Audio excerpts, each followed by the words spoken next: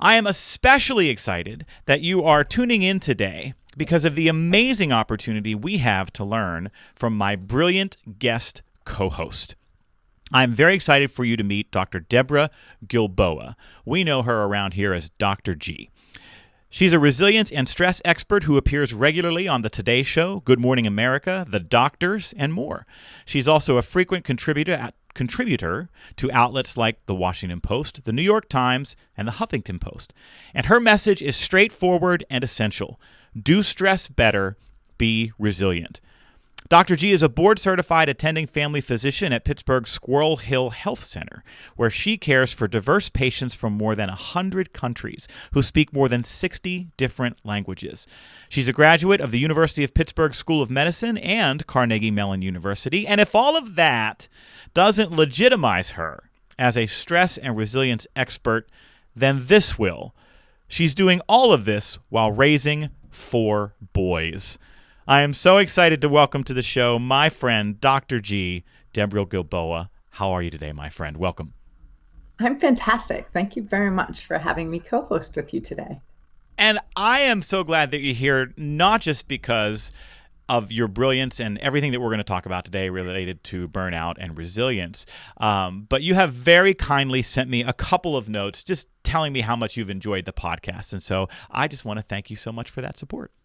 That is 100% true. And I'm not anybody's boss except my 4 kids. So I'm listening because the content that you offer on the show, I have found to be so crucial to understanding human nature and motivating people to bring their best selves to any situation. That is so nice of you to say. Well, you can come back anytime, no matter how the rest of this goes. Well, we want to talk a little bit today, Dr. G, about burnout. And I know that this is something that you're probably getting questions about constantly these days, especially after the year that we've had. So why don't we start out and define the scope of the problem? How bad is it out there for people in the workforce right now? Well, the statistic that you read at the beginning, 77% of employees say that they're burned out. You know, there was actually a study in the fall of 2020 where 96% of employees, they didn't name it burnout, but they identified symptoms of mental distress. Ah. I mean, 96% in research, that's, everyone, basically. It's absurd. Yeah. And it's totally understandable. I mean, you must be also hearing about it from your clients when you say, okay, we want people to try this, or I want you to try this. And they're like, I can barely tie my shoes. I can't try any one single more thing. Yes. We just did an episode where we were talking about the long haul ahead of us in terms of helping people get away and unplug because of this. Because I think people get used to cycles of burnout or feeling down or what you just described as mental distress in the workplace. Right, yeah.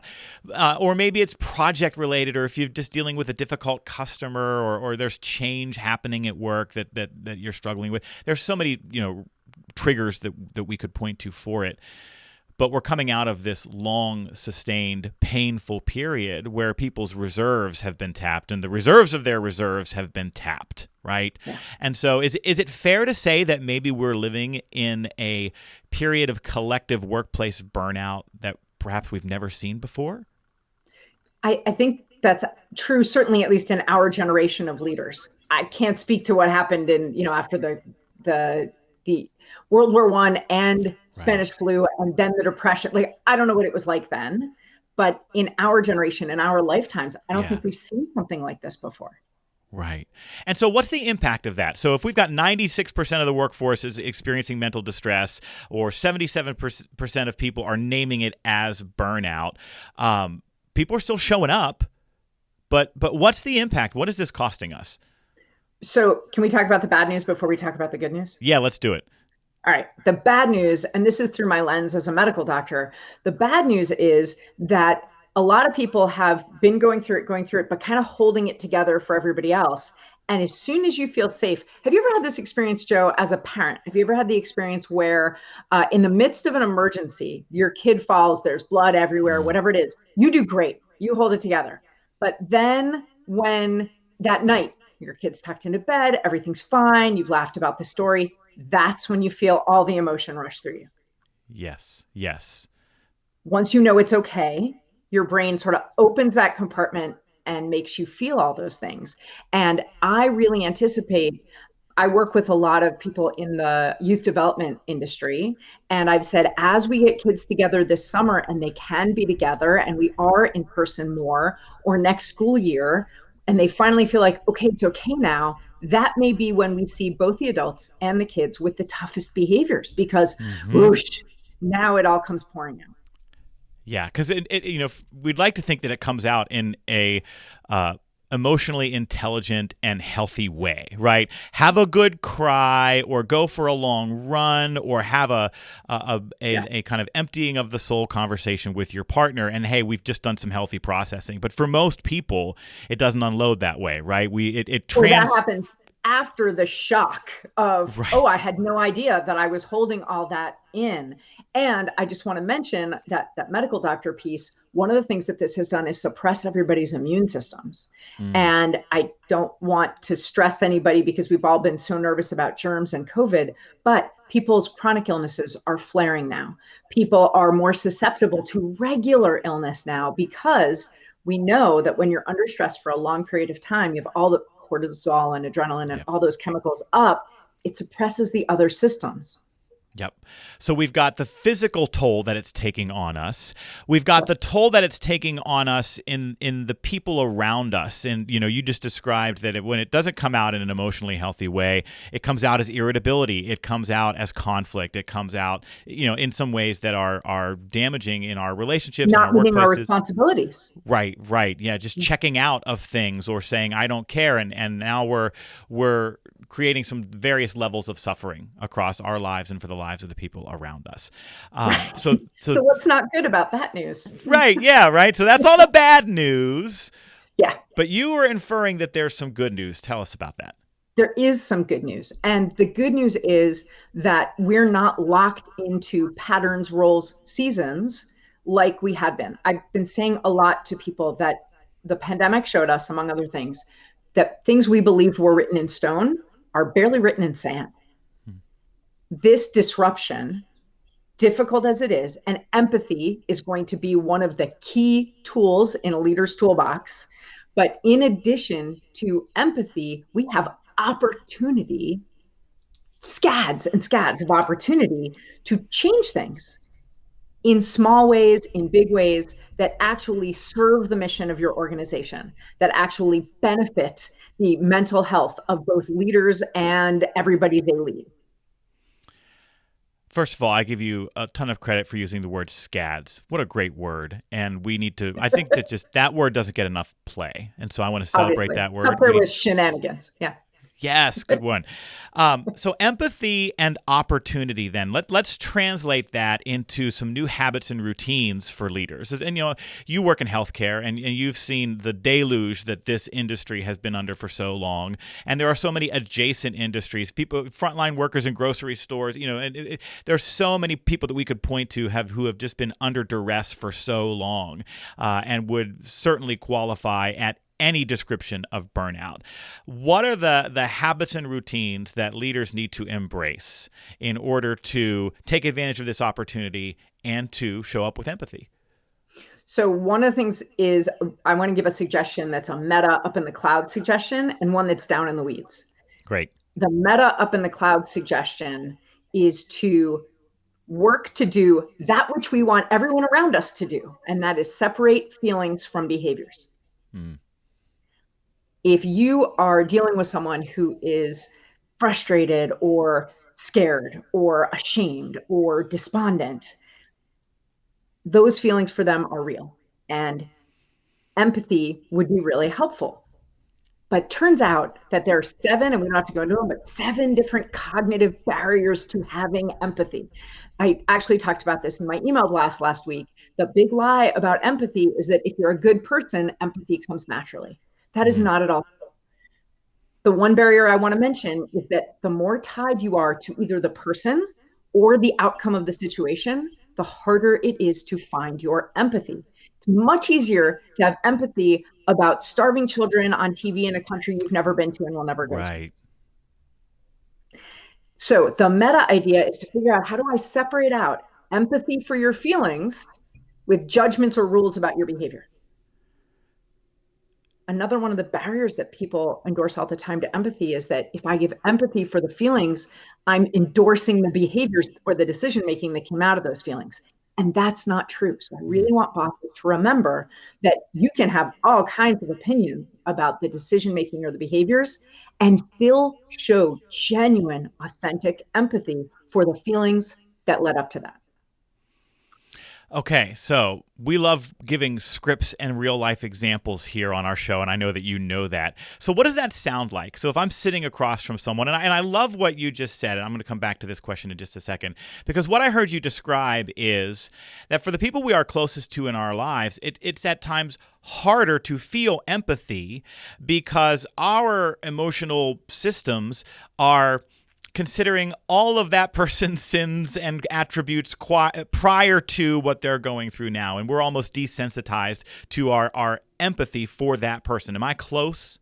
That's a big piece of it. It's not only that. We don't, some people, when they're trained to empathy, they're taught to mirror, but mirroring is very difficult without actually feeling it yourself. So what happens is, and picture one of your kids when they're going through something where they didn't even actually do anything wrong. It was just hard for them. Yeah. The more you are tied to them, the harder it is to separate out and just say, that was hard for you. You're busy thinking about the implications for them and feeling their pain as much or more than they're feeling it. The same thing happens in the work setting. The more your behavior affects me or your outcomes affect my bottom line or my ability to serve my mission, the harder it is for me to separate and be like, oh, that thing you're going through over there, that seems really hard for you. And because I care about you, I care about your experience. Mm-hmm. No, I'm tied in a million ways to your experience and your work and our outcomes and our job and our mission. So you can see how it's really difficult to get that tiny bit of distance. Yeah. A little bit of breathing room is necessary for feeling empathy for someone. And if we fake it, it's inauthentic to the person on the receiving end, which actually is another level of harm that we're doing to people. Because they know about 99% of the time. Yeah, they're like, yeah, you're faking it to make it right now. I don't believe you. Right. Yeah. So let's go back to kind of the real life example here and the scripting. So you said it is possible to feel authentic empathy for the people across from you while also addressing the behaviors. So what does that sound like? It sounds like transparency. It sounds like, so Joe, I'm going to imagine for just a second that I'm your boss and you promised a client something and didn't get it to them. Right. And didn't let them know you wouldn't get it to them and didn't let me know you wouldn't get it to them and just dropped the ball and went home and stuck your fingers in your ears all weekend and pretended it never happened. And it's Monday. I've been dealing with the fallout all weekend. I couldn't get a hold of you. And we're sitting down to have this conversation. You know exactly all the harm that it's caused. And so I want to say to you, Joe, we have to deal with what happened. But first, I want to know, how are you? If we've gotten to the point where you've already told me over the weekend, I was overwhelmed, I was frustrated, I didn't have what I needed, whatever it was, then I just want to say to you, hey, I have a lot of thoughts and feelings and ideas about the behaviors and or maybe you wouldn't say behaviors because it might sound parental, but you might say about the outcomes or about the practices. Or about what happened. Yeah, or just what happened. Yeah. But first, I want to acknowledge that what you were feeling last week sounds awful. And I'm really sorry that you were going through that. And when the employee is expecting to get scolded or dinged or slapped down for failing to perform, when the leader comes at it from the completely other side and says, I care about you, and yes, we've got this big ball of messy things that happened, before we get into that, my priority is checking in on you. What's most important to me is how you are feeling, even if you dropped the ball. And you can absolutely transparently say, we're going to address digging ourselves out of this mess and making sure that the next time you are dealing with difficult things, this doesn't happen again. this can't be the coping mechanism. So you don't have to sign up for more weeks like this or more weekends like that. Yeah. And you can still show empathy for this person. I put up a pretty controversial quote on LinkedIn a few weeks ago. You only have to care about the feelings of the employees you want to keep. You mean we don't want to keep them all? I hope you do. I hope that you care about all of your employees. I hope that at least the pandemic has given you enough disruption to separate from the people that it wasn't working for them and for you. But every employee you want to keep, you have to care about their feelings.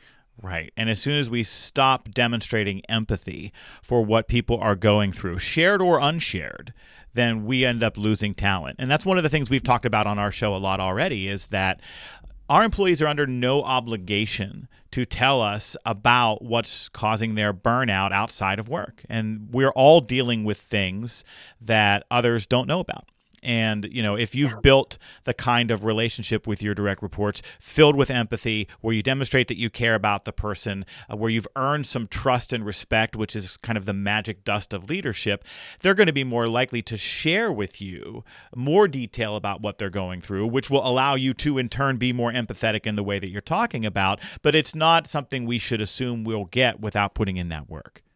It's true. And I wouldn't use someone's openness with you as the metric of your good leadership or not, because so much of that has people have other boundaries. Yep, absolutely. Boundaries.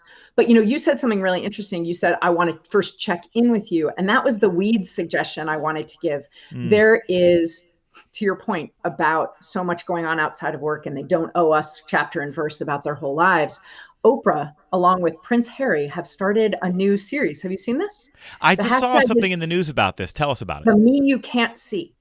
And it's to tell stories of both celebrities and people who are not at all celebrities about what is going on for them outside, what you can notice about them from meeting them. And as bosses, we want to at least acknowledge the me you can't see.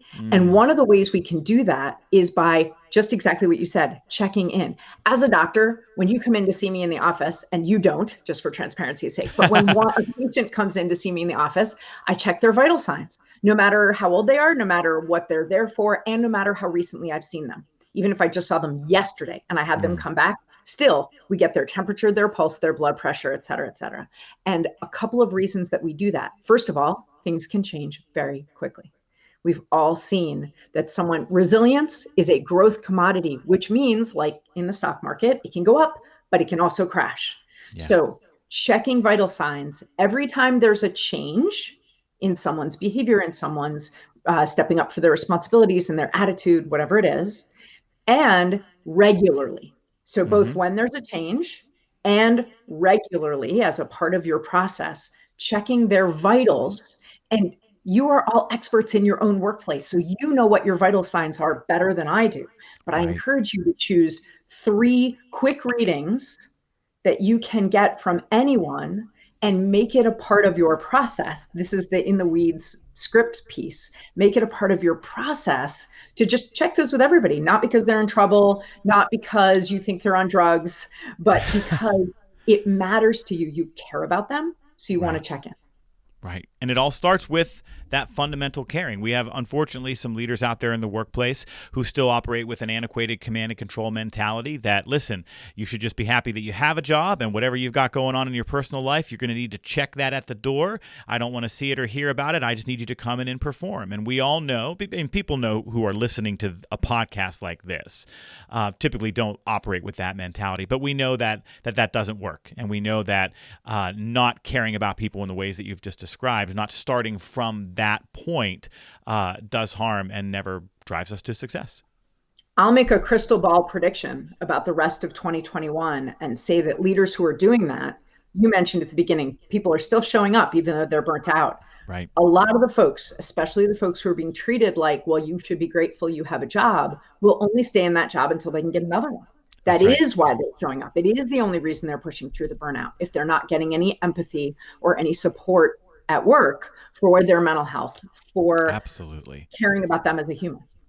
Absolutely. Well, we're going to keep talking about this here in our episode. Say that again? I said, my prediction is they will change jobs. We're going to see a lot of flux in the workplace, I believe, in the next 6 months anyway, because of a bunch of factors. But this is going to be a big one. Yeah. And not the least of which is I have learned that I can be successful at home and at work with a kind of different accommodation or schedule or lifestyle change. And if you're forcing me back to the way that things were, that's not working for me either. So you pair those two things together, right? The lack of empathy and the lack of flexibility and accommodation, talent's running out the door. As fast as they can. And there are workplaces ready to take them. Right. Absolutely.